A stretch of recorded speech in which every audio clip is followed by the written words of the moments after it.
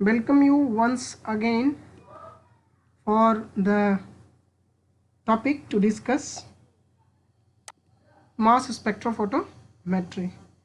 In this lecture, we will discuss how this mass spectroscopy is used in biology field as well as chemistry. So not this technique is only used for biology, it can be used for chemistry and biology both. So what is the use of this technique in chemistry?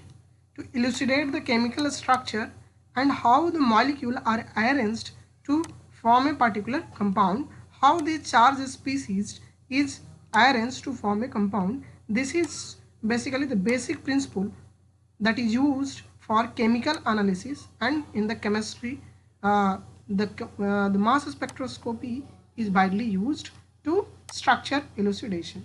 But in the field of biology, what is the main crux of mass spectrophotometry? That we have to know the structure of peptides, and we have to know how the sequence are arranged in a polypeptide chain. So this technique is so efficient to understand about the protein structure. So my dear friends, let's start with mass spectrophotometry. As I have told you previously that this technique uses the separation basis, that is mass by charge ratio.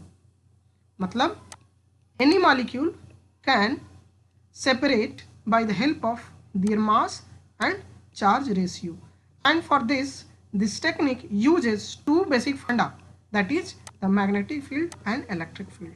Both fields are used for the separation of molecule, separation of charged species. So what is the main steps? So this figure can tell you about the whole thing. That is a simple sample inlet, and then sample is sent to the ion source where ionization takes place. When first of all the sample is converted into the gaseous form, and then gaseous form molecule is ionized by the help of ionization source. I will discuss it later in the upcoming slides.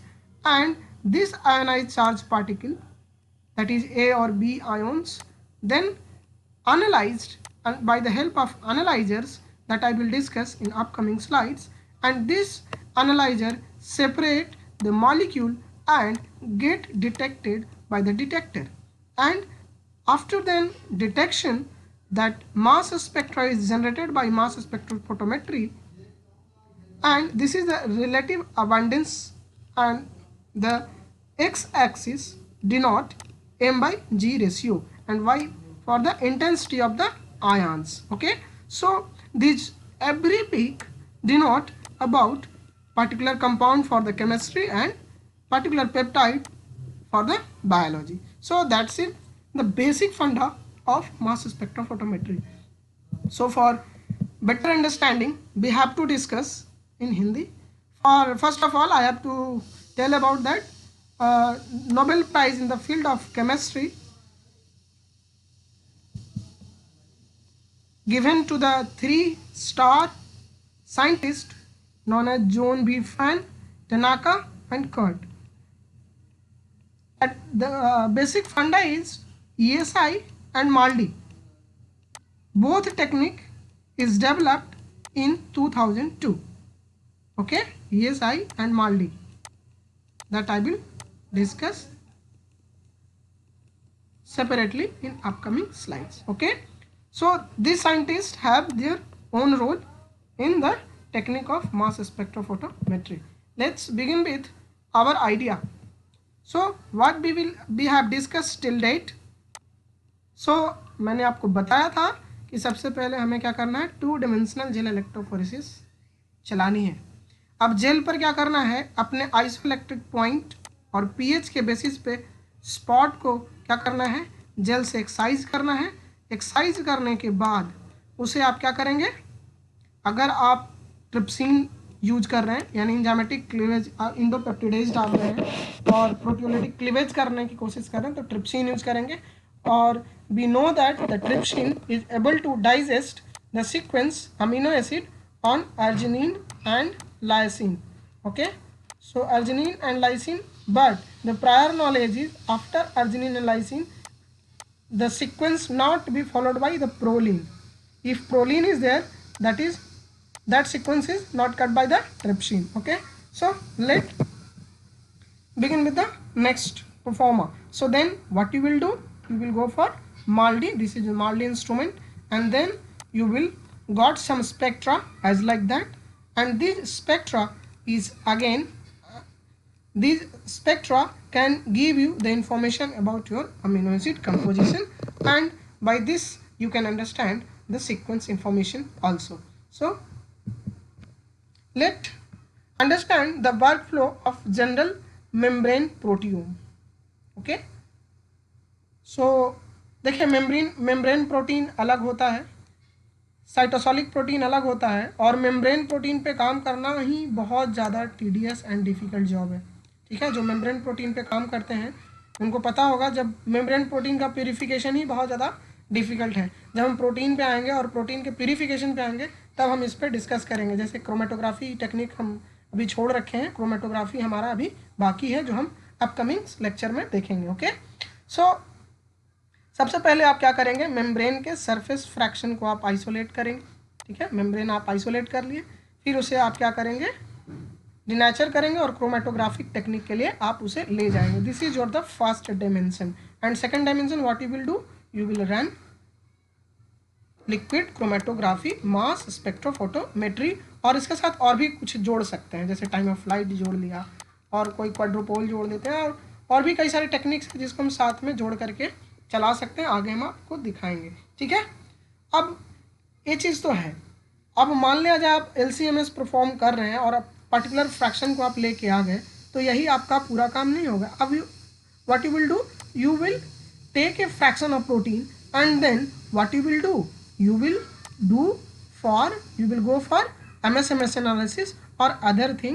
So for sequence information you will again use trypsin and cyanogen bromide cut on methionine on C terminus. Okay, and trypsin cut on arginine and lysine. Okay, so and then what you will do after trypsinization, trypsinization is of two type. One that is enzymatic trypsinization is very much important. So when you will trypsinize your protein, then you will go for MALDI-TOF, FTMS or top down and top up.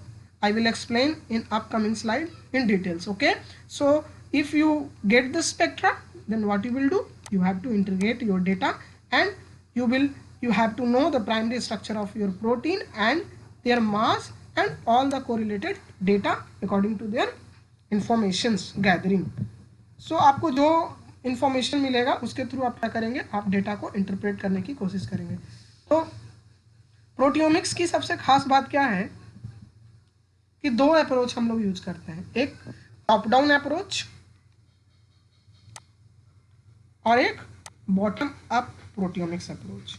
दोनों अपने आप में बड़ा ही खास है, दोनों का अपना यूटिलाइजेशन है, दोनों का अपना रोल है, जबकि मैंने पिछले क्लास में भी आपको बताया था. ठीक है, सबसे पहले आप क्या करेंगे, टॉप डाउन अप्रोच में प्रोटीन सेपरेट करेंगे, प्रोटीन डिटेक्ट करेंगे, फिर आपको उस डाइजेशन कराएंगे, फिर उसको डिसोसिएट कराएंगे, और फिर 2D जेल अप्रोच के थ्रू आप क्या करेंगे, उसको MALDI-TOF में लेके जाएंगे. ठीक है, अब यहाँ पे जब बॉटम अप अप्रोच में क्या करेंगे, यहाँ पे आपको ऑलरेडी सीक्वेंस इंफॉर्मेशन है. आप सीधे आप क्या कर रहे हैं, पेप्टाइड को डाइजेस्ट कर रहे हैं, पेप्टाइड को सेपरेट कर रहे हैं, पेप्टाइड को डिटेक्ट कर रहे हैं. ओके, और इसमें जो आप यूज करेंगे ये क्या है, इंफॉर्मेशन ज़्यादा देगा आपको, ये इंफॉर्मेटिव होता है, but this is sensitive and efficient. और इसमें हम क्या करते हैं, लिक्विड क्रोमेटोग्राफी मास स्पेक्ट्रोफोटोमेट्रिक अप्रोच किस में यूज होता है, टॉप अप में, और टॉप डाउन में हम 2 डायमेंशनल जेल इलेक्ट्रोफोरेसिस के बेसिस पे आगे बढ़ते हैं.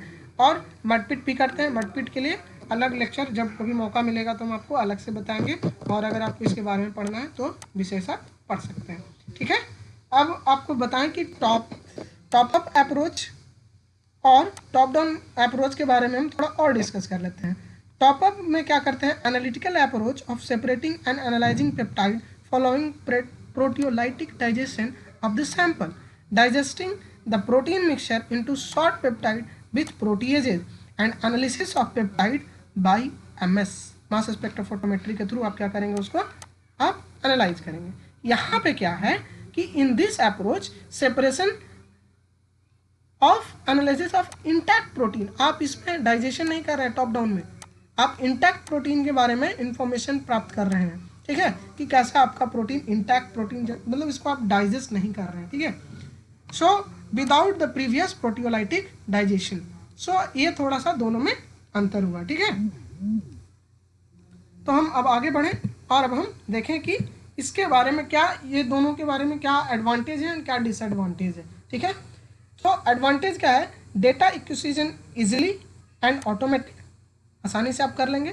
Fragmentation of tryptic peptide well understood, reliable software available for analysis, separation of peptide to create less complex substance of proteome for mass analysis is far easier than protein, related to breadth and depth of the coverage. So this is most important point to understand.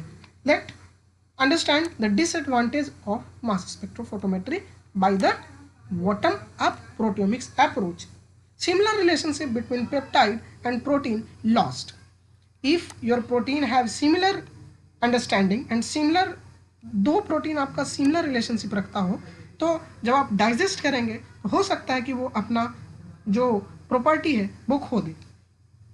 To highly complex protein and made 2 to 100 more complex, मतलब कि जब दो आप complex mixture के साथ आप जब काम करेंगे और मिक्सिंग के बाद उसका जो कॉम्प्लेक्सिटी है वो 20 to 100 फोल्ड ज़्यादा कॉम्प्लेक्स हो जाएगा, ठीक है।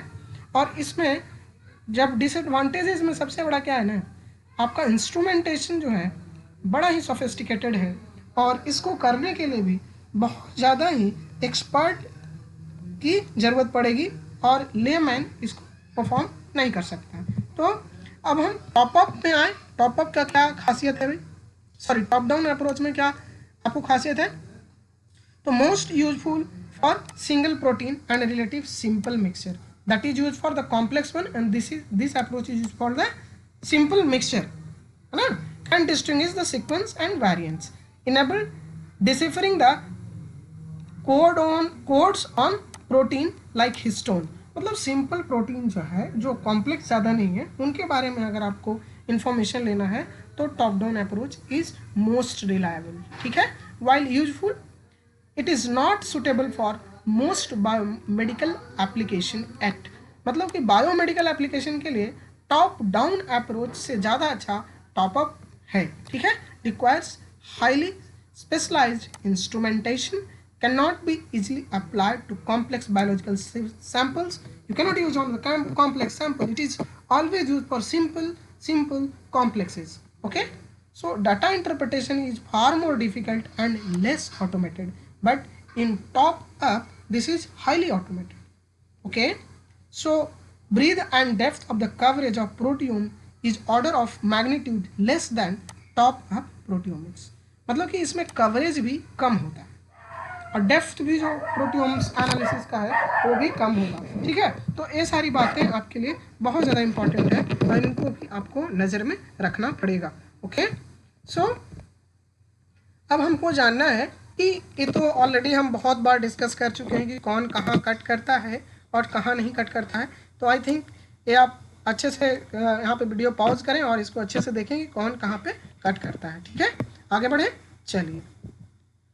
तो सबसे बड़ी बात क्या है, ट्रिप्सिन ही क्यों, अक्सर देखिएगा कि प्रोटियोम की स्टडी के लिए ट्रिप्सिन यूज करते हैं, तो ट्रिप्सिन क्यों यूज करते हैं इसके पीछे भी रीजन है। तो इसका रीजन क्या है कि पहली बात तो रबस्ट है, स्टेबल एंजाइम है, work over A range of pH values and temperature, बहुत ही वर्सेटाइल टेम्परेचर और पीएच पे काम करता है, with specific and consistent in cleavage, cleavage भी बहुत इंपॉर्टेंट तरीके से करता है और इसमें कहीं पे भी कोई दिक्कत नहीं होती, और ये आइडल है, इसका मॉलिक्यूलर वेट और पेप्टाइड का बहुत अच्छे से इजीली अवेलेबल है और इनएक्सपेंसिव है, इजीली अवेलेबल है, प्यूरिफाइड है, तो आपको कोई ज़्यादा प्रॉब्लम नहीं होगा, ठीक है। और जब इसका जो पिक्स है वो बहुत ही आसानी से, जैसे जैसे आपको पता है ना, ये हम ऑलरेडी पिछली स्लाइड्स में समझाए हैं कि कैसे वेट पे डिफरेंसेज आते हैं और कैसे एक ही कंपाउंड के कई वेट आपको दिखाई देंगे, कई मॉलिक्यूलर वेट दिखाई देंगे जब वो प्रोटॉन को डीप्रोटोनेट होकर के अगर M+H पर आएगा, M+2H पे आएगा, M+3H पे आएगा, है ना, 2M+3H आएगा, इस तरह से अगर आएगा तो क्या होगा, मॉलिक्यूलर वेट में अंतर आएगा। और इस तरह की जो चीज़ें हैं ट्रिप्सिन के साथ थोड़ा कम होती है, तो एम्बिग्विटी आपको कम होगी, ठीक है। So protein identification bye peptide मास फिंगरप्रिंटिंग, ठीक है। तो इसमें आप क्या करते हैं, सबसे पहले आपके पास प्रोटीन होता है, उसे प्रोटियोलाइटिक डाइजेशन करने के बाद आप उसे तोड़ देते हैं।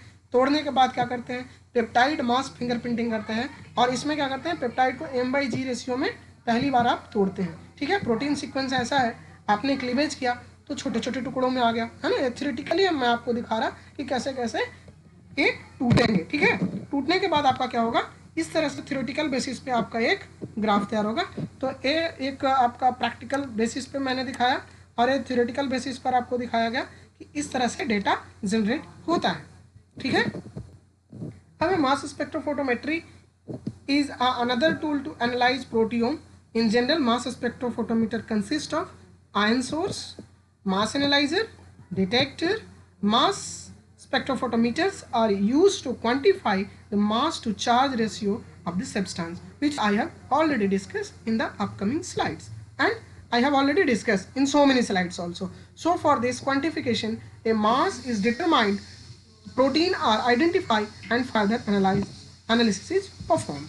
So basic component of mass spectrophotometer. So a particular mass spectrophotometer consists of simple inlet, ion source, mass analyzer, ion detector, data system which can give you the data output to understand और interpret your data. सो सबसे पहले आपको क्या है, sample inlet में sample जाएगा और इसको मैंने पिछले वाले लेक्चर्स में भी आपको अच्छे से समझाया है। उसके बाद क्या होगा, जब सैंपल आपका गैसियस फॉर्म में चेंज हो जाएगा, जब और फिर वो क्या होगा, आयोनाइजेशन चैम्बर में जाके आयोनाइज होगा। आयोनाइजेशन होने के बाद वो मास एनालाइजर में जाएगा, फिल्टर आउट होगा और M/G रेशियो के बेसिस पर वो क्या होगा कि M/G रेशियो पे क्या होगा, वो सेपरेट होगा और फिर आयन डिटेक्टर के थ्रू वो डिटेक्ट होगा और डेटा सिस्टम आपको आउटपुट क्रिएट करेगा और ए रिलेटिव अबंडेंस मतलब आयन की इंटेंसिटी और M/G रेशियो पर वो डिवाइड करके आपको एक डेटा सेट देगा जिसको आप इंटरप्रेट करेंगे अपने रिफरेंस जो पेप्टाइड होगा, रेफरेंस जो डेटा होगा उससे आप मैच करेंगे और चेक करेंगे कि यह पेप्टाइड किसके नज़दीक है, ठीक है। इसके लिए सॉफ्टवेयर्स होते हैं जो कि हम आपको बाद में डिस्कस करेंगे। बेसिक इन्फॉर्मेशन क्या है, आयन सोर्स है, मास एनालाइजर है, डिटेक्टर, ठीक है। आयन सोर्स है, मास एनालाइजर है और डिटेक्टर। डिटेक्टर क्या करेगा, पेप्टाइड एंड प्रोटीन की सीक्वेंसिंग करेगा, कंपाउंड आईडी चेक करेगा, स्ट्रक्चर इल्यूडेशन करेगा या फिर क्वांटिटेशन भी कर सकता है, ठीक है। अब आपको करना है कि आयन सोर्स पे क्या क्या यूज हो सकता है। सबसे पहले तो इलेक्ट्रॉन इम्पैक्ट यूज होता है, ये हम अभी आपको से अगर क्वेश्चन पूछेंगे और हो सकता है हम जरूर, क्योंकि अभी लेक्चर दे रहे हैं तो आपसे क्वेश्चन भी पूछेंगे, ठीक है। तो आयन सोर्स में हम इलेक्ट्रॉन इम्पैक्ट यूज करते हैं, केमिकल आयोनाइजेशन यूज करते हैं, फास्ट एटम बम्बार्डमेंट भी यूज करते हैं, लेकिन मोस्ट रिलायबल जो हम लोग आयन सोर्स यूज करते हैं प्रोटियोमिक्स स्टडी के लिए वो दो करते हैं। एक करते हैं इलेक्ट्रोस्प्रे आयोनाइजेशन और दूसरा करते हैं mass matrix assisted laser desorption ionization. This technique is too much important to understand the protein history and protein chemistry, because this is soft ionization, this is hard ionization. So most of the people prefer MALDI rather than ESI for the more information gathering. I will discuss how ESI is not much more preferable in comparison to the MALDI. Okay, so ionization source आपके दिमाग में बैठा के रखना है, तीन तो हमेशा याद रखना है। Electron impact, that is really used in the field of chemistry, not in the biology. Biology field में ज़्यादातर यूज होता है इलेक्ट्रॉन स्प्रे आयोनाइजेशन और matrix assisted laser desorption ionization, that is MALDI. और माल्डी के साथ अगर हम टॉफ जोड़ दिए तो टाइम ऑफ फ्लाइट जोड़ दिए तो करेंगे माल्डी टॉफ कह देंगे, ठीक है। फिर माल्डी अगर हम आयन सेपरेशन में कुछ और चीज़ यूज कर ले, आयन ट्रैप यूज कर ले, आयन साइक्लोट्रॉन यूज कर ले तो कहेंगे माल्डी आयन ट्रैप या आयन साइक्लोट्रॉन। मतलब आपको थोड़ा यहाँ पे समझाना बहुत ज़रूरी है, इसलिए मैं इसको हटाऊंगा। पहले आप देखो तो आपको पता चल गया कि आयन सोर्स में आयन फॉर्मेशन ये दो टेक्निक से प्रोटीन में ज़्यादातर हम लोग करते हैं, ठीक है। आयन की जो सेपरेशन होती है उसमें क्वाड्रोपोल और टाइम ऑफ फ्लाइट सबसे ज़्यादा यूज होता है, लेकिन आप कुछ भी यूज कर सकते हैं, ठीक है। ये सब नीचे और भी दिए हुए हैं, जैसे आयन ट्रैप है, आयन साइक्लोट्रॉन है, मैग्नेटिक सेक्टर है ना, इलेक्ट्रिक सेक्टर है। आप कुछ भी लगा करके आप सेपरेट कर सकते हो, लेकिन प्रोटीन के लिए क्वाड्रोपोल और time of flight is much more important.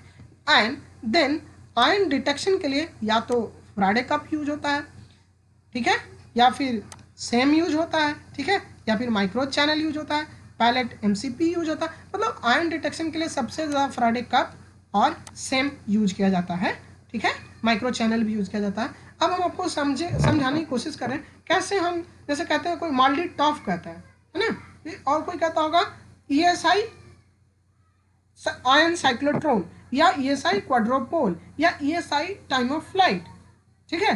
तो ये क्या है, मतलब ये है कि अगर हम अपने सिस्टम में आयन सोर्स ESI रखे हुए हैं और मास एनालाइजर अगर क्वाड्रोपोल रखे हुए हैं तो वो कहलाएगा ESI क्वाड्रोपोल, ठीक है।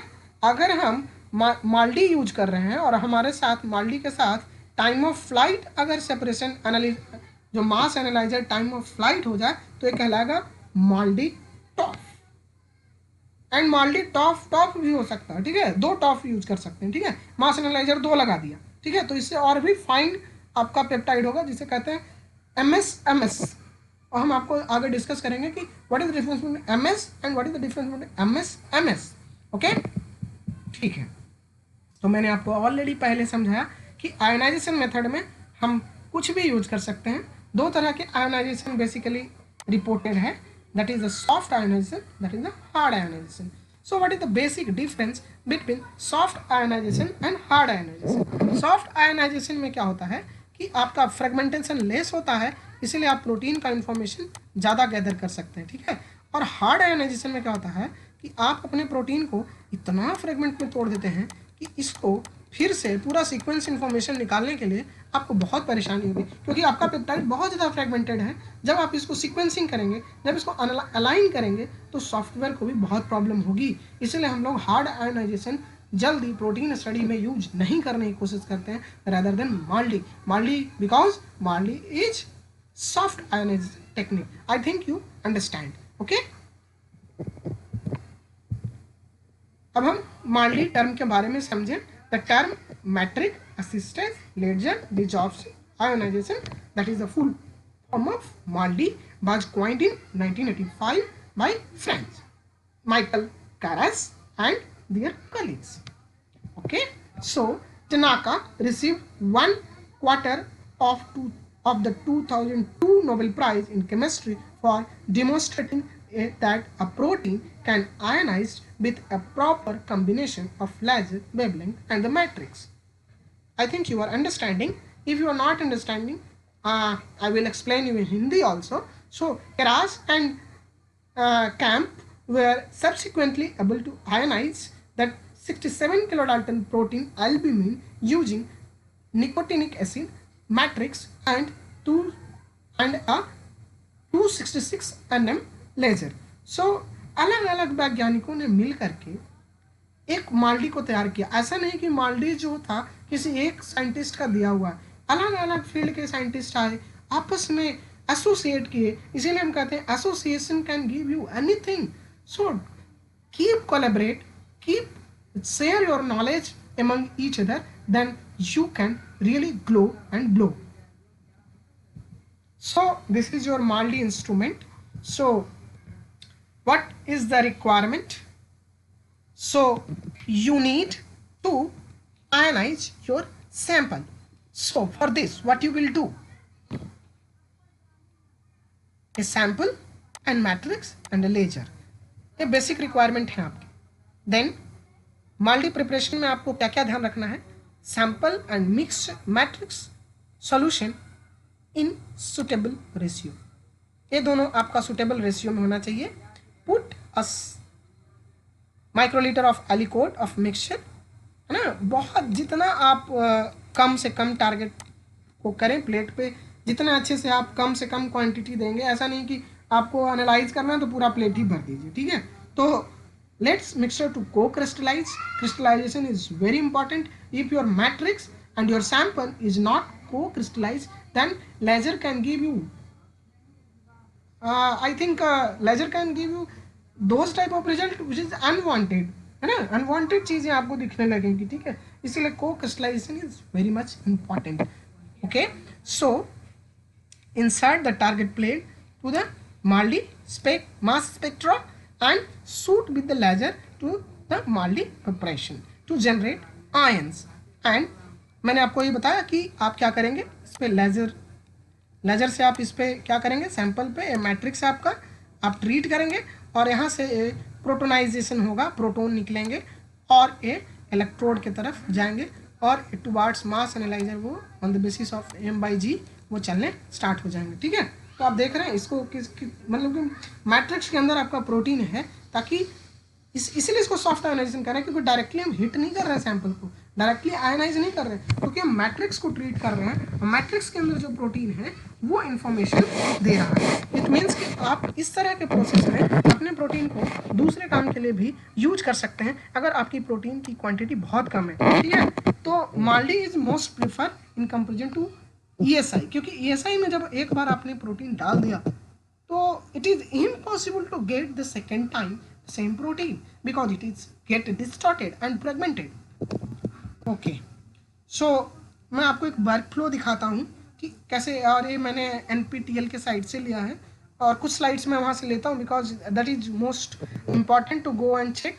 That is NPTEL site that is from developed by the IIT electronic platform to study, so guys you can go there and you can learn also from there। so इसमें क्या है कि एक HPLC की platform बनाई गई है। सबसे पहले आपका प्रोटीन है, आप उसको डाइजेस्ट किए, डाइजेस्ट कराने के बाद आप क्या किए, HPLC के through I will discuss this technique is also left, so I will discuss about HPLC also, it is my favourite topic to discuss HPLC। So फिर यहाँ से क्या होगा, अब आपका सैंपल आयोनाइज होगा, या तो आप ESI करो या आप MALDI लो, ठीक है। आप किसी तरीके से आप क्या करोगे, आप उसे तोड़ोगे, तो तोड़ना आपका काम है। अब ये क्या करेगा, धीरे से आपका हो जाएगा मास एनालाइजर में, जिसके ये देखिए क्वाड्रोपोल है, ठीक है, टाइम ऑफ फ्लाइट के साथ क्वाड्रोपोल अटैच है, तो इसमें और भी अच्छा सेपरेशन होगा, ठीक है। और पहला जो डायमेंशन है वो MS गया और दूसरा आया MS analysis. I will discuss about MS and what is the difference between MS and MS, ठीक है। ये बहुत इंपॉर्टेंट है और कई बार हम बच्चों से पूछते भी हैं कि what is the basic difference between MS and MS analysis. So ये हो गया आपका HPLC के थ्रू आप कैसे अपने सैंपल को एनालाइज करेंगे। So now we have to go further. अब ऐसा ही नहीं है कि आप HPLC हमेशा कर लेंगे। अब आपका प्रोटीन जो है नॉन स्पेसिफिक है, आप उसके बारे में कोई इन्फॉर्मेशन अवेलेबल नहीं है, कोई इन्फॉर्मेशन आपके पास नहीं है, तो what you will do, we will run 2D gel electrophoresis. Okay, अब 2D जेल इलेक्ट्रोफोरेसिस आप चलाएंगे तो आपके पास क्या मिलेगा, एक पर्टिकुलर स्पॉट्स मिलेंगे जिसे आपको क्या करना है, यहाँ से एक्सरसाइज करना है, फिर उसको प्रोटीन लेना है और उसे क्या करना है आपको, चाहे आप SDS पे चला के लें अपना प्रोटीन कट करके लें, चाहे आप 2 डायमेंशनल जेल इलेक्ट्रोफोरेसिस पे लें, ये आपका डिपेंड करता है कि प्रोटीन का नेचर कैसा है। अगर आपका प्रोटीन दोनों से आपको लेके चलना चाहिए, क्योंकि प्रोटियोमिक्स में हम हर छोटी छोटी चीज़ों पे बहुत ध्यान देते हैं। पता चला कि कोई वो प्रोटीन नहीं, कोई सिमिलर वेट का प्रोटीन हो, तो इसीलिए आप साथ साथ में 2 डायमेंशनल जेल इलेक्ट्रोफोरेसिस भी लेके चलेंगे और नॉर्मल प्रोटीन SDS से भी लेके चलेंगे, ताकि आपको दोनों से आपको इन्फॉर्मेशन गैदर हो सके और एक अच्छा इन्फॉर्मेशन आप ड्रॉ कर सकें और आप उसके बारे में पता कर सकें। अब जब आप एक्सरसाइज करेंगे तब आप क्या करेंगे, तब उसको पेप्टाइड को फ्रैगमेंट करेंगे। जब वहाँ से प्रोटीन आपने निकाल लिया उसको आप क्या करोगे, फ्रैगमेंट करोगे। जब फ्रैगमेंट कर लोगे भैया, तब आपको क्या करना है, आपको उसको लेके जाना है डिटेक्शन सिस्टम में, या तो आप उसको फिर LC-MS में डाल दो।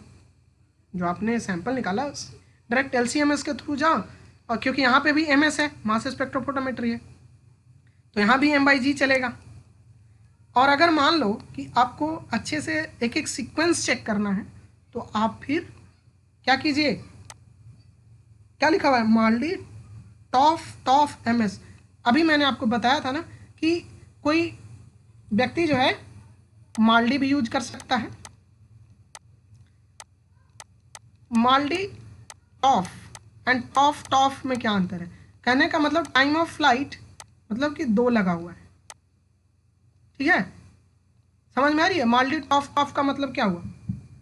कहने का मतलब टाइम ऑफ फ्लाइट 2 टाइम है, मतलब 2 बार टाइम ऑफ फ्लाइट लगाया हुआ है। देखिए time of flight 1 and time of flight 2, ताकि इसमें क्या हो कि आपकी आयन जो है पार्टिकुलरली वही आयन डिटेक्ट हो जिसको आपकी ज़रूरत है, अनवांटेड मटेरियल उसमें ना हो। ठीक है, आगे बढ़े, चलिए। सो अब हमें जानना है कि मैट्रिक्स बना हुआ किस किस चीज़ का होता है। ठीक है, तो इस पर हम ज़्यादा पढ़ेंगे नहीं, आप स्लाइड रोकिए इनके बारे में, क्योंकि ये थ्योरेटिकल नॉलेज है। तो without wasting time I will go to the upcoming slides. Stop there and stop the video and go through it and check individual each and every component and each and every matrix, how this is used and for which this is preferred. Okay, so let's start with the different slides. So अब क्या है, the mass of protein can be precisely determined by mass spectrophotometry. In matrix assisted laser desorption ionization, that is MALDI, protein ions are generated and then accelerated through an electric field. They travel through the flight tube with the smallest traveling fastest and arriving at the detector first. Thus, the time of flight in the electrical field is a measure of a mass, or more precisely m by charge ratio, that is the m by g ratio. Okay, tiny amount of biomolecule as small as a few picomole or femtomole can be analyzed in this manner. So my dear friends, उसमें जो लिखा हुआ था वो हो सकता है कि बहुत लेंदी लैंग्वेज लिखा हुआ है, लेकिन आप ध्यान से यहाँ पे देखेंगे तो आप उसको समझ पाएंगे कि कहना क्या चाहते हैं। ठीक है, आप देखो सबसे पहले क्या है आपका, यहाँ पे ध्यान से देखिएगा, यहाँ पे आ गया आपका charged ion, positively charge ion. Basically हमेशा प्रोटीन को हम पॉजिटिव चार्ज ही करके रखने का कोशिश करते हैं कि पॉजिटिव चार्ज जो होगा आसानी से सेपरेट, हम पॉजिटिव आयन को आसानी से मास स्पेक्ट्रा में हम डिटेक्ट कर सकते हैं। अब दूसरा क्या हुआ कि अबे हैवियर मेटल नीचे रह गया, देख रहे हैं, हैवियर मेटल नीचे रह गया, फिर उससे बड़ा उसमें मीडियम वाला, और जो सबसे लोवेस्ट साइज का है वो सबसे ऊपर गया। ठीक है, क्योंकि जो छोटा होगा वो पहले तक जाएगा और जो बड़ा होगा वो नीचे रह जाएगा। मतलब ये समझ में आया? फिर से देखिए, सॉरी, ये था आपका मॉलिक्यूल जो यहाँ आया, फिर ये कहाँ गया, on the basis of their m by g ratio it gets separated into time of flight. Okay, so now what it will do, it will detect and it comes as like that in the same fashion. अब यहाँ देखो, ध्यान से देखो फिर से, sorry, जो छोटा था ऊपर है, बड़ा है वो यहाँ है, और छोटा सबसे नीचे है, देख रहे हैं, इस ऑर्डर में। अब ऑर्डर देख लो ध्यान से, ये अब ऑर्डर जो छोटा है वो सबसे पहले आ गया, क्योंकि भाई सबसे ऊपर गया था, लोअर यहाँ था, है ना, यहाँ मीडियम था, यहाँ हाई था। ठीक है, अब स्टोरी क्या है कि डिटेक्टर के पास सबसे पहले लोअर टकराएगा, जो स्मॉल चार्ज मॉलिक्यूल होगा सबसे नीचे आ जाएगा, यानी पहले आएगा, उसके बाद मीडियम वाला आएगा, उसके बाद हाई वाला आएगा। समझ में आया कहानी? और अब इसी तरीके से सबसे पहले लोअर वाला आएगा तो यहाँ पे एल आएगा, फिर एम आएगा, फिर एच। तो ए आपका यहाँ पे स्मॉलेस्ट पॉजिटिवली चार्ज आयन आया, फिर मीडियम चार्ज आया, फिर ये आपका हैवियर मॉलिक्यूल सबसे लास्ट में आएगा, क्योंकि ये m by g रेशियो पर ही फिट है। ठीक है, इसको हम फिर से देखते हैं। ठीक है, ध्यान से देखिएगा हमारे मॉलिक्यूल्स कैसे कैसे घूम रहे हैं। सबसे पहले क्या हुआ कि जो आयन है वो आएंगे आपके मास एनालाइजर में। मास एनालाइजर में क्या होगा कि वो टाइम ऑफ फ्लाइट के अनुसार जो छोटा मॉलिक्यूल होगा ऊपर चला जाएगा, जो जैसे जैसे हैवियर मॉलिक्यूल वो धीरे धीरे ऊपर उठेगा, धीरे धीरे फ्लो करेगा टाइम ऑफ फ्लाइट में। अब वो क्या होगा, डिटेक्टर में जाएगा, और डिटेक्टर में जो सबसे छोटा मॉलिक्यूल होगा सबसे जल्दी आएगा और डिटेक्टर पर टकराएगा और सबसे पहले अपना देगा, फिर वो मीडियम वाला देगा, फिर ये देगा। I think that is clear, and this is the basic funda of mass spectrophotometer. I think I am finished it. अगर आपको समझ में आ गया तो समझो मास स्पेक्ट्रोफोटोमीटर की बेसिक कहानी आपको अच्छे से समझ में आ गई. ठीक है. Marli-Topf instrument present a feature that are very attractive for protein analysis in general, for proteomics analysis in particular, such as excellent in ion transmission in a linear mode, है ना. अब क्या होगा, 2 टाइम ऑफ फ्लाइट है तो और आसानी से क्या होगा कि रिजोल्यूशन बढ़ जाएगा, और हाई रेजोल्यूशन पे मतलब रेजोल्यूशन कहने का मतलब 2 पिक के बीच में डिफरेंस क्रिएट करना इजी हो जाएगा, क्योंकि आपने टाइम ऑफ फ्लाइट एक और लगा दिया. हाई मास एक्यूरेसी हो जाएगी, high sensitivity in both linear mode and in the reflectron mode that I will discuss in the upcoming slides. So several fragmentation modes, LID, CID, तो ये सब कोलिजन मोड जो होते हैं कैसे होते हैं, ये सब के बारे में आपको अच्छे से पढ़ना है. और आपको अगर इसके बारे में जानना है तो आप मुझे कमेंट करो, मैं आपको अलग से वीडियो बना दूंगा, क्योंकि अगर इस सब में हमको अलग अलग फ्रेगमेंटेशन मूड्स के बारे में चले जाएंगे, ठीक है, तो बहुत ज़्यादा हमें प्रॉब्लम आ जाएगी. ठीक है. मास रेंज क्या है, 20 डाल्टन से आप 300 केडा तक के प्रोटीन के बारे में इंफॉर्मेशन गैदर कर सकते हैं by the help of Marli-Topf.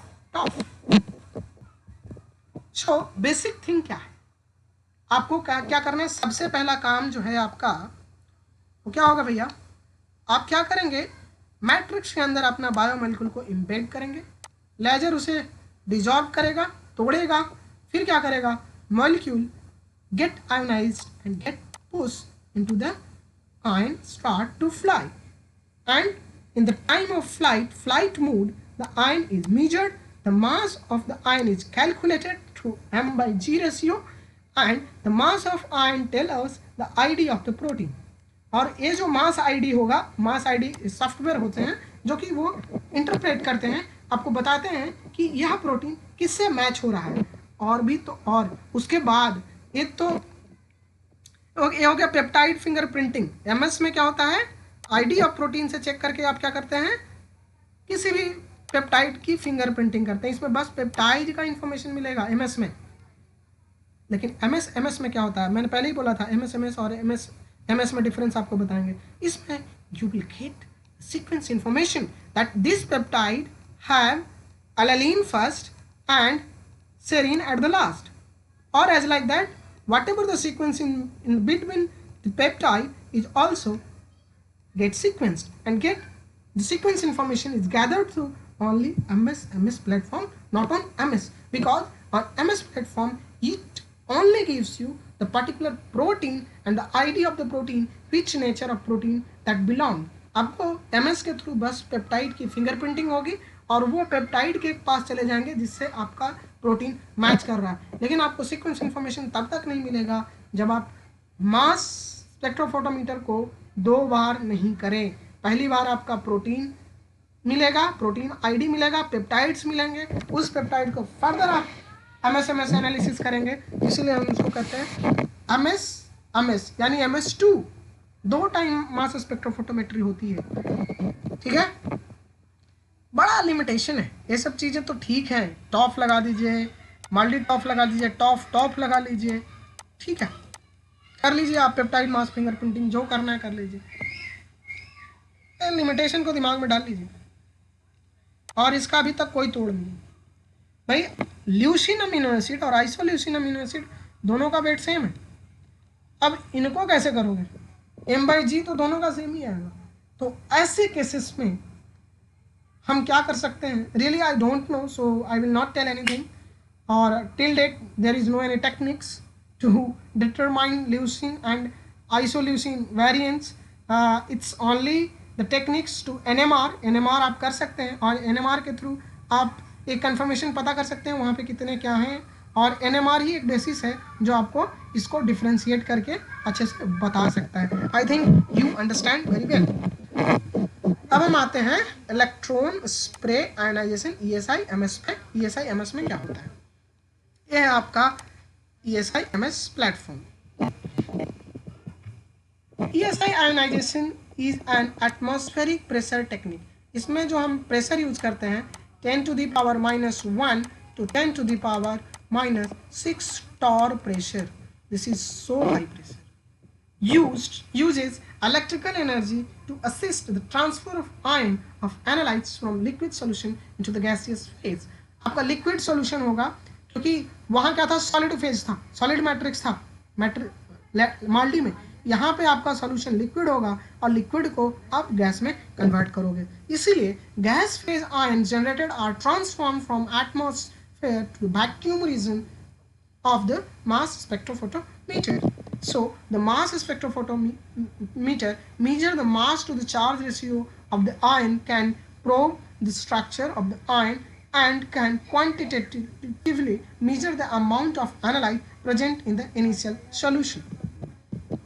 So instrument जो मेकअप है इसका क्या क्या है, तो इसमें आपको आयन जनरेशन होगा, उसी तरह से आयन फिल्टर करेंगे, आयन ट्रांसमिट होगा, आयन आइसोलेट होगा, आयन डिटेक्ट होगा, और क्या होगा देखिए ये है आपका नेबुलाइजर गैस। आपको हमें कमेंट बॉक्स में लिखना है कि नेबुलाइजर गैस कौन कौन सा यूज होता है। एक आपको मैं बता देता हूँ हीलियम और दूसरा नाइट्रोजन। और भी बताइए कौन कौन सा नेबुलाइजर गैस हम लोग क्या करते हैं ESI स्पेक्ट्रोफोटोमेट्री में, मास स्पेक्ट्रोफोटोमेट्री में हम यूज करते हैं। This is your task and please comment that I will know that you are studying my lecture, you are going through my lecture. अगर आप ऐसे ही जा रहे हो तो कोई फ़ायदा नहीं होगा। If you are not working on my lecture, you are just listening and throwing, then there is no meaning to listen this. Just drop it. अगर आपको सही में पढ़ना है तो प्लीज़ मेरे लेक्चर को अच्छे से देखिए, नोट्स बनाइए। और सही कह रहे हैं कि आपको टेक्निक्स में मैं रियली कंफर्म करता हूँ कि you will understand each and every techniques. It's my promise to all of you that you know what is the basic difference between the all techniques. This is my platform. I can discuss anything to you. Just wait and watch. Be continue. Okay? So आगे बढ़े, ठीक है। अब क्या है कि अब यहाँ से क्या होगा, जो लिक्विड फॉर्म है उसे आपने क्या किया, बहुत ज़्यादा प्रेशर के कारण क्या कर रहे हैं और टेम्परेचर के थ्रू इसे आप क्या कर रहे हैं, इसे गैसियस फॉर्म में कर रहे हैं। और ये ड्राई गैस कैपिलरी ट्यूब के थ्रू आगे बढ़ेगा और फिर इसकी डिटेक्शन होगी, ठीक है। सबसे पहले क्या होता है, डिसॉल्वेशन होता है। इस solvent evaporates from the droplet, the electric field strength increase when the force of coulomb repulsion exceed the surface tension, the drop explodes and produce charge daughters droplet that are subjected to further evaporation. सबसे पहले क्या होता है, railing limits आप पढ़िएगा, बहुत ही important point है, ठीक है। सबसे पहले एक बड़ा ड्रॉपलेट है, उस पर आपने क्या किया, हाई टेम्परेचर हाई वोल्टेज उसको दे करके क्या किया, उसे छोटे ड्रॉपलेट में चेंज किया और ये चार्ज एब्जॉर्ब हुआ। फिर वो धीरे धीरे डाउटर आयन में कन्वर्ट होगा और वो फिर कैपिलरी ट्यूब के थ्रू वो डिटेक्शन के लिए आगे बढ़ेगा। फिर क्या होगा, आयन इवोपरेशन होगा। आयन क्या करेगा, यहाँ पे क्या होगा, आपको चार्ज आयन आएगा और जो वाटर मॉलिक्यूल होंगे, जो लिक्विड होगा वो अलग चला जाएगा, उससे चार्ज स्पीसीज अलग छटने लगेंगे, चाहे वो पॉजिटिव आयन हो, चाहे नेगेटिव आयन हो, चाहे वो कोई भी आयन हो, ठीक है। अब क्या होगा, पॉजिटिव और नेगेटिव मूड के बेसिस पर वो क्या होगा कि the sample has a functional group that readily accept proton. Maximum कोशिश करता है कि प्लस आयन ही हो। Positive ion is most easily detectable through ESI और माल्डी, ओके। सो बैकग्राउंड में जो अमीन ग्रुप होता है वो नेगेटिव चार्ज देने के लिए, पॉजिटिव चार्ज के लिए रिस्पॉन्सिबल होता है। जो फंक्शनल ग्रुप, जो एसिडिक ग्रुप है, वो नेगेटिव चार्ज देने के लिए रिस्पॉन्सिबल है। कहने का मतलब ये है कि ये दोनों स्पीसीज बनते हैं और समटाइम न्यूट्रल आयंस भी बनते हैं, न्यूट्रल भी बनते हैं, ठीक है। यानी बहुत ज़्यादा सोफिस्टिकेटेड है ESI, क्योंकि इसमें और भी ज़्यादा आपको अटेंटिव रहना है, ठीक है।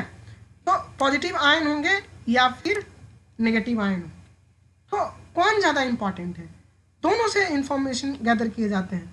तो typical electron spray positive ion sample से आप क्या कर सकते हैं, protein, peptide and protein, small polar compound, drug and their metabolite, environmental contaminants like pesticides and pollutants, dye, अगर कोई डाई अगर मिला हुआ है, मिक्स्ड है तो उसको आप सेपरेट करके बता सकते हैं। फिर ऑर्गेनोमेटेलिक्स कंपाउंड जैसे टेल है, टेल के बारे में आप पढ़िएगा, टेट्राइथाइल है, जो कि गाड़ियों से निकलती है, गाड़ियों के धुएं में होती है और हमारी जान तो यही ले रहा है।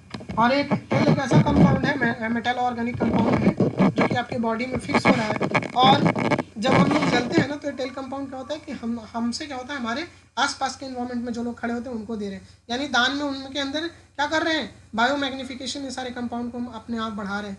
तो ये सारी चीज़ें रियली बहुत सोचने वाली चीज़ें हैं, और इसीलिए हम कहते हैं कि आप अपने इन्वायरमेंट को जितना क्लियर रख सकते हैं, क्लीन रख सकते हैं, रखिए, कम से कम पोल्यूशन फैलाइए तो ज़्यादा अच्छा है, क्योंकि ये सारे कंपाउंड्स आपके बॉडी में जाकर के मैग्नीफाई हो रहे हैं, जाकर डिपॉजिट हो रहे हैं। स्मॉल सैकेराइड, चाहे वो आपका पेस्टिसाइड हो, चाहे फर्टिलाइजर्स हो, सारी चीज़ें आपकी बॉडी में जाके, ड्रग हो, ये सारी चीज़ें डिपॉजिट हो रही हैं, और यही चीज़ आपके बुढ़ापे में सारी चीज़ें बाहर निकलेंगी।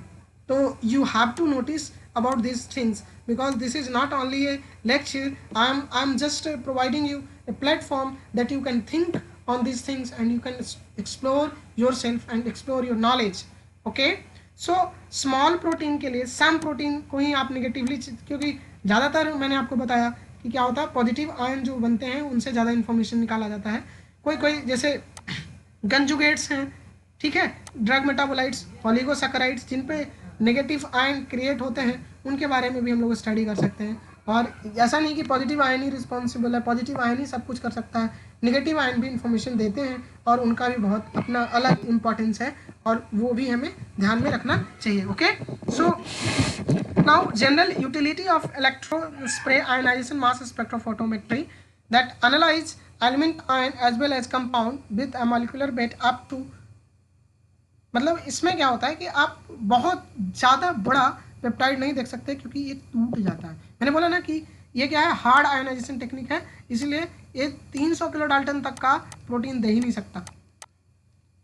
दिस इज 1/3 ऑफ माल्डी, सोच रहे हैं, 3 गुना फ्रेगमेंटेशन होता है, समझ सकते हैं, ठीक है।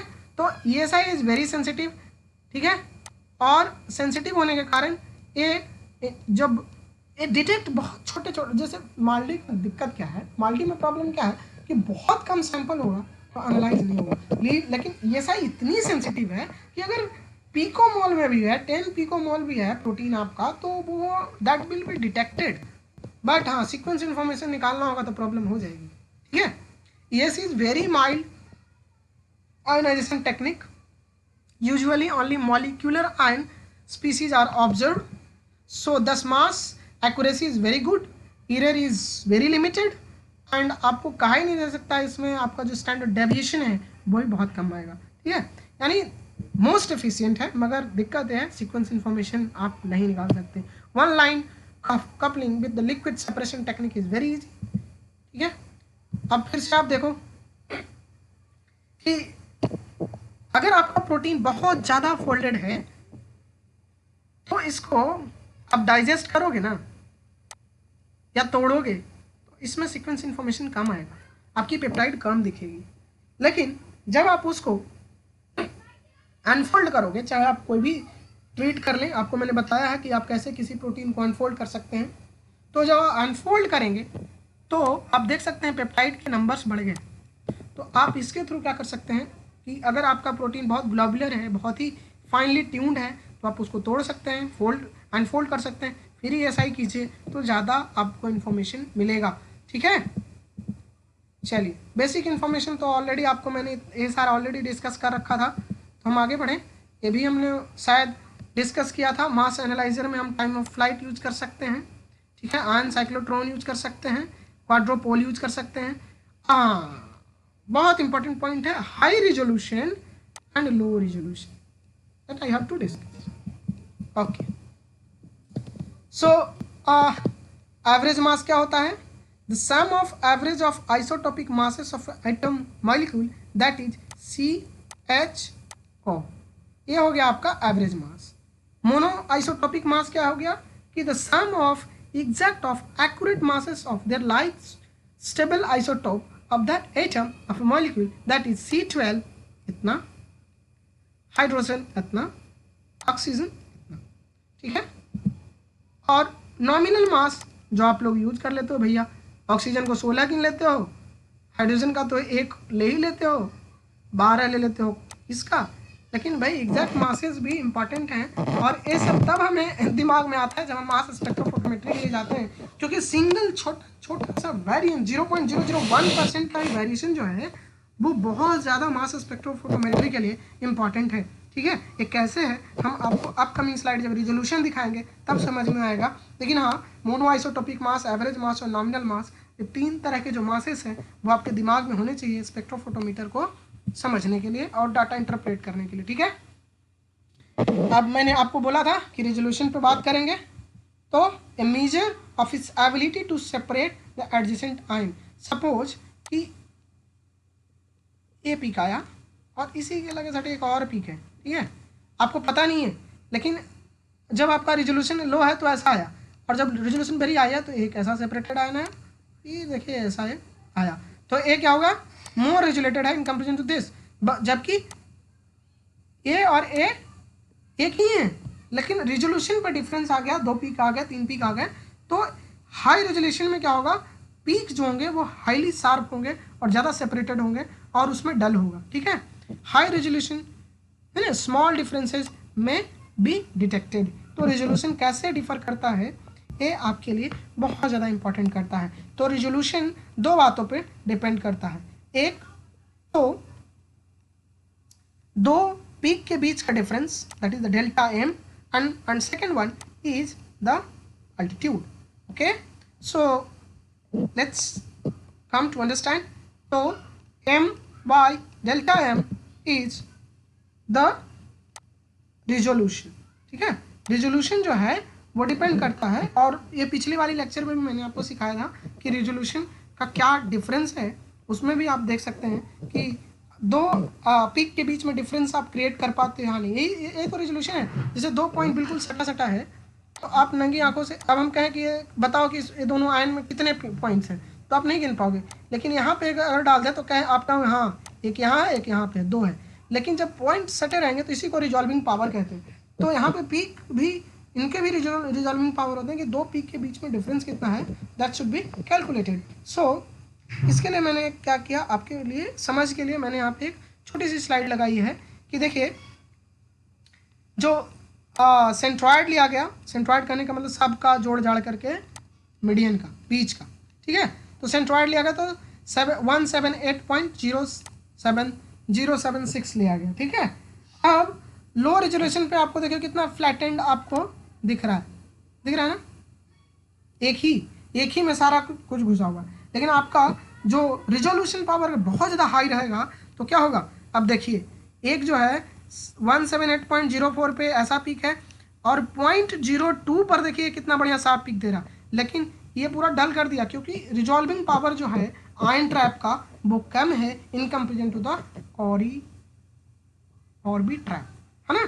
तो और भी ज़्यादा कोई अगर और भी आपका हाई रेजोल्यूशन का अगर इंस्ट्रूमेंट होगा तो और भी वो पिक्स दिखाने लगेगा, इसके बीच बीच का भी डिफरेंसेस दिखाने लग सकता है। ठीक है, तो ये डिपेंड करता है कि आपका इंस्ट्रूमेंट में कौन सा लगा हुआ है रिजॉल्विंग पावर को, that is the mass analyser, है ना, मास एनालाइजर कौन सा है ना, ये डिपेंड करता है कि आपको वो करें ना। How is mass resolve resolution is calculated. ठीक है, तो ये क्वेश्चन कई बार पूछता भी है, और हो सकता है CSR में ऐसा क्वेश्चन आपसे पूछ दिया जाए कि रिजोल्यूशन पे बताइए। तो रिजोल्यूशन जो है वो जो R जो है वो क्या करता है, मैग्नीट्यूड पर और दोनों के डेल्टा एम यानी पिक की बीट्स की पे निर्भर करती है, और वो आपको देगा resolution. Okay, so how is mass accuracy calculated. So mass accuracy is calculated by observe वैसा कैलकुलेटेड। जो एब्जॉर्ब है, जो आप ऑब्जर्व करते हैं वो, और जो कैलकुलेटेड आता है वो, उनके बीच का जो रेशियो होगा वो आपको क्या करेगा, एक्यूरेसी दिखाएगा। ठीक है, I think this is very important to understand. Okay, so जो आप कैलकुलेट करोगे और जो आपका आएगा, तो दोनों का जो रेशियो होगा वो बताएगा आपको एक्यूरेसी की, आप कितना एक्यूरेट हो। ठीक है, और इसका फॉर्मूला ये होता है, that is also important. Okay, so आप देख सकते हैं अगर लो रेजोल्यूशन होगा तो आपके पेप्टाइड कैसे दिखेंगे, और अगर हाई रेजोल्यूशन होगा तो आप देख सकते हैं आपके पेप्टाइड कैसे दिखेंगे। सो आई ऑलरेडी टोल्ड यू कि देखिए अगर लो रेजोल्यूशन है तो 249 पर इतना एक ही ग्राफ में सब निपटा दिया। और आप देख सकते हैं कि इसी ग्राफ को जब हाई रेजोल्यूशन पे लेके चला गया तो आप देख सकते हैं कितना बड़ा डिफरेंस क्रिएट हो गया। ठीक है, 3 पीक आ गए उसमें। मास स्पेक्ट्रा एंड ये सब चीज़ वही है रेजोल्यूशन पावर पे। ये देखिए उस पे एवरेज मास पे इतना हो गया, आर वैल्यू बढ़ गई तो उसमें आपको पीक की संख्या बढ़ गई। ठीक है, what if the resolution is not so good? So at low resolution the mass average measured is an average mass।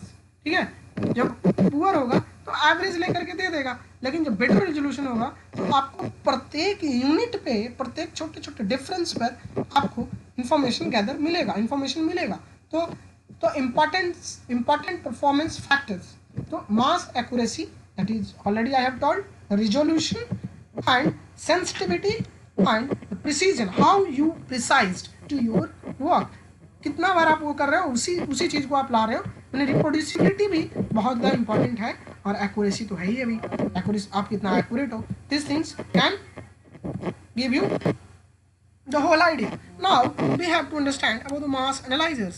So ion cyclotron, time of flight, magnetic sector, and quadrupole ion trap and quadrupole.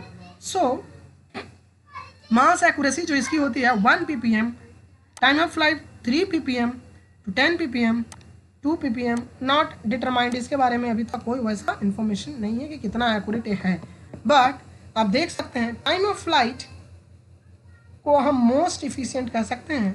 Ion cyclotron बहुत ज़्यादा important है, but इसमें दिक्कत क्या है ion cyclotron के साथ कि ये ESI के साथ ज़्यादा यूज किया जाता है। तो वही जो मैंने आपको पहले बताया था कि सीक्वेंस इन्फॉर्मेशन में आपको प्रॉब्लम हो जाएगी। ठीक है, आगे बढ़े। तो सिंगल क्वाड्रोपोल है, तो ए widely used and relatively inexpensive mass analyzer that ion moves along the axis of 4 parallel rod with which DC and AC voltage are applied। आप AC चाहे DC जैसे भी करंट आप देना चाहे दे सकते हैं। This voltage affect the trajectory of the ion traveling down the flight path between the rod in a way that only ion of a given m by g are transmitted at a given point of time. So compared with the other instrument type, scan speed are rather low on quadrupole instruments. So you can see here that how quadrupole works. So this is the x-axis, this is the g-axis, and that is the y-axis. This axis is very much important। और क्या होता है ना कि जब आपके बहुत सारे सैंपल्स उससे पास कर रहे हैं ना, your sample is moving inside quadrupole, that is also mass analyzer. So it also used as ion trapper. अगर आपको स्पेसिफिक आयन ही एनालाइज करना है तो आप क्या करेंगे, आप उसी को भेजेंगे जो आपको ज़रूरत है, बाकी को आप रिजेक्ट कर लेंगे, बाकी को रोक लेंगे, और जो आपको ज़रूरत के जो आपका जो मॉलिक्यूल है आप उसे पास होने देंगे, है ना। सो क्वाड्रोपोल के बारे में आप और भी अच्छे से पढ़ सकते हैं, वीडियो को रोकें और आराम से धीरे धीरे इसको पढ़ें। और if you have any problem please ask. ठीक है, चलिए ये हो गया क्वाड्रोपोल। टाइम ऑफ फ्लाइट क्या है भैया? Time of flight, the top instrument are most commonly used for the proteomics approaches. Okay, so in this mass analyzer the ion are accelerated in an electric field. All ion with the same charge will have the same kinetics energy, but their velocity depend on the m by g ratio. So the ion then enters a field free region, the flight tube, where they separated according to their m by g. The time taken takes them to reach the detector situated at the end of the flight tube is proportional to the m by g, which I have already discussed in the upcoming lecture. मैंने पिछले lecture में that already I have discussed in the future lectures. I will discuss also, and I have already discussed in the past lecture also that कि ये सारा चीज़ बहुत m by g ratio कैसे कैसे affect करता है और कैसे कैसे चीज़ें बदलती हैं, ये बहुत ज़्यादा इंपॉर्टेंट है। रेडियस कब कैसे बदलेगा, पोटेंशियल डिफरेंस कैसे अफेक्ट करेगा, हमने पिछले लेक्चर में बताया। अगर आप नहीं देखें हैं तो वहाँ पे जाकर आप उसे देखें। The time of flight instrument had the fastest scan rate of all mass analyser. This means that the significant number of spectra significant number of spectra can be acquired across each peak, leading to the higher sensitivity and better spectral quality. So you can see here that how the time of flight is much more efficient in comparison to the other technique. So time of flight is most specific and most usable and widely used for the proteomics purpose.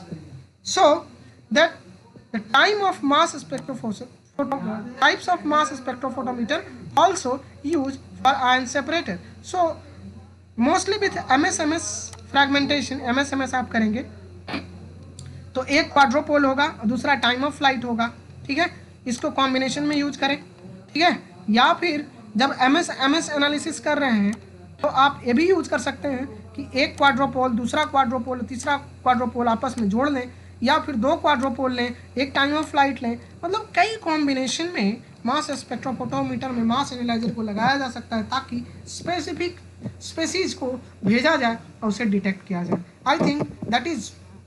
I think this is the simplest way to discuss all these things.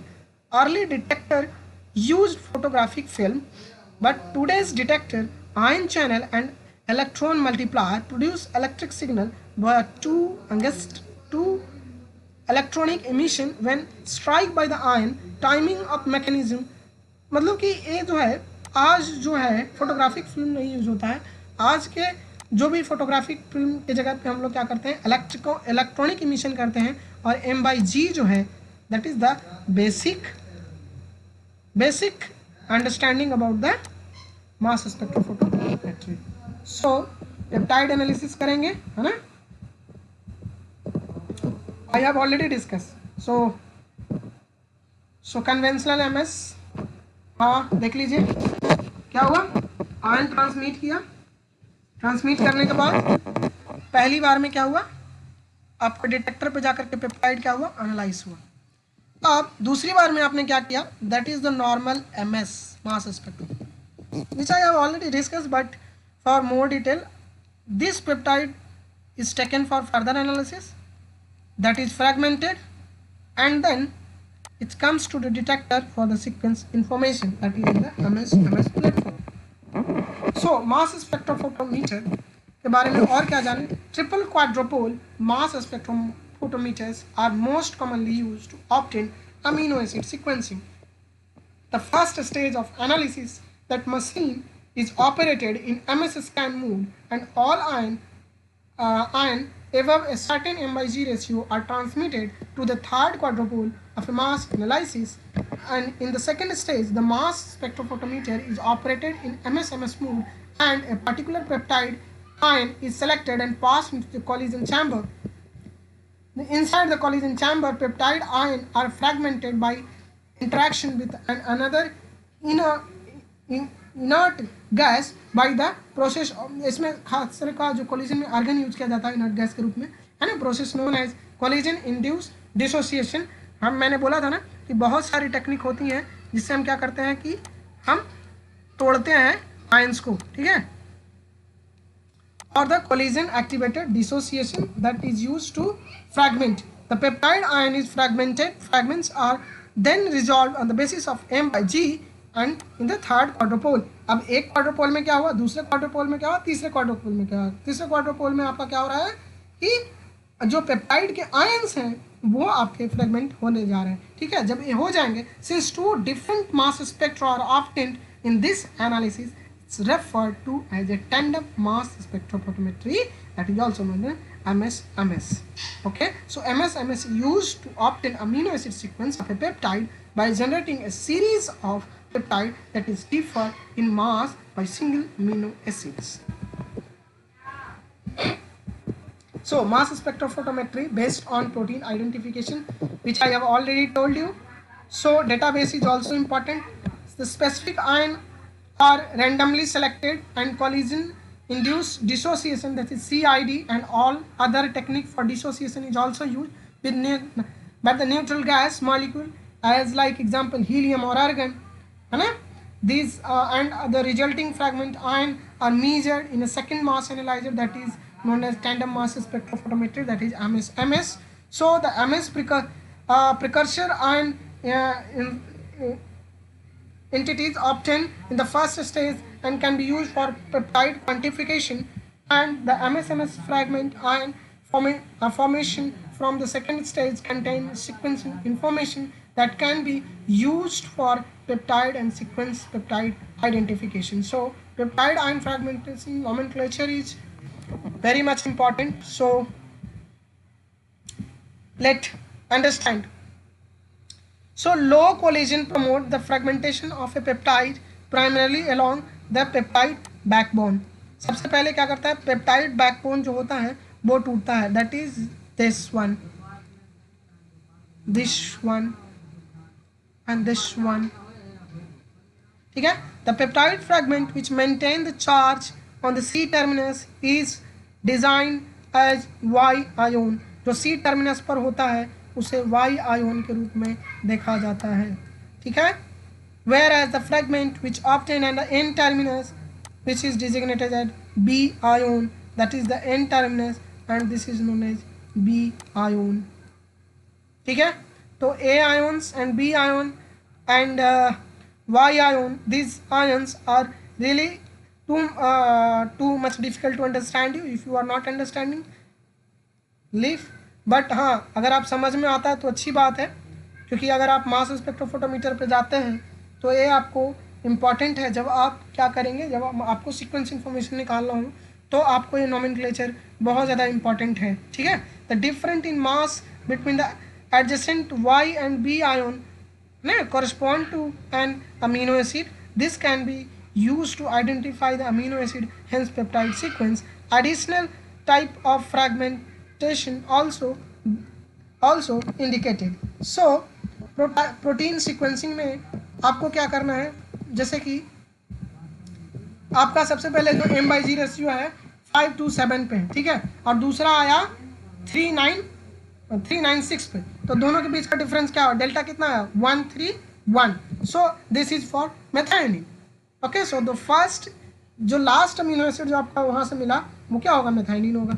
अब second जो दोनों का difference है वो 97 है, तो 97 पे आपका आता है प्रोलिन, तो होगा प्रोलिन. फिर 114 पे क्या आता है, आ गया स्पाराजीन.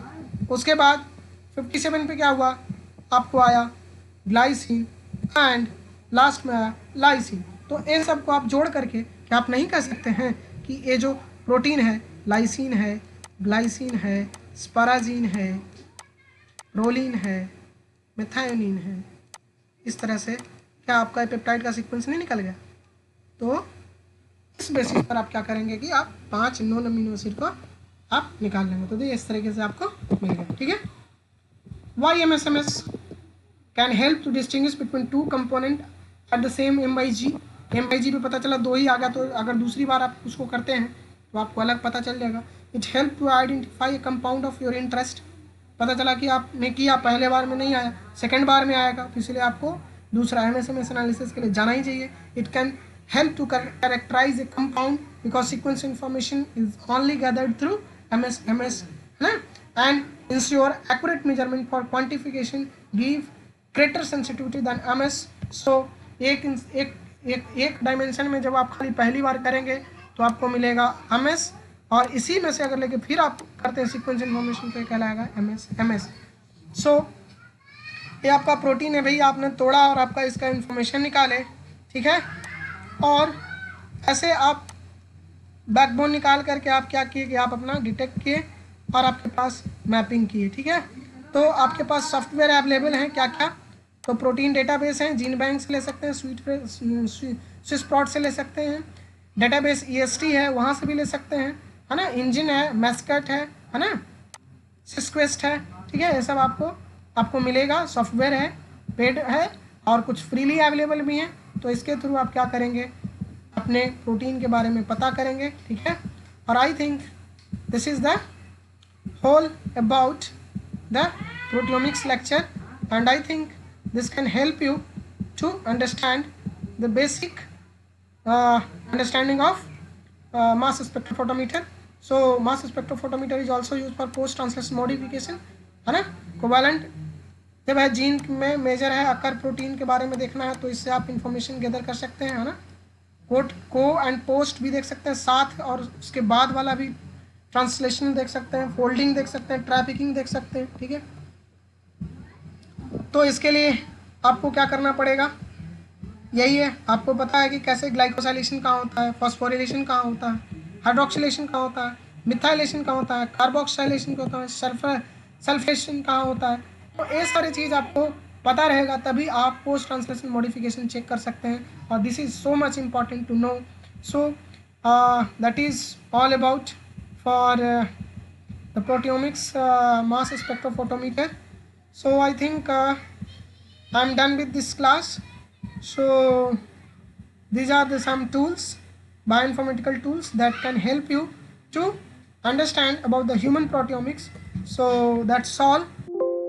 Thank you so much for watching this lecture, and thanks for your patience, and thank you so much for listening me. Okay, bye, take care.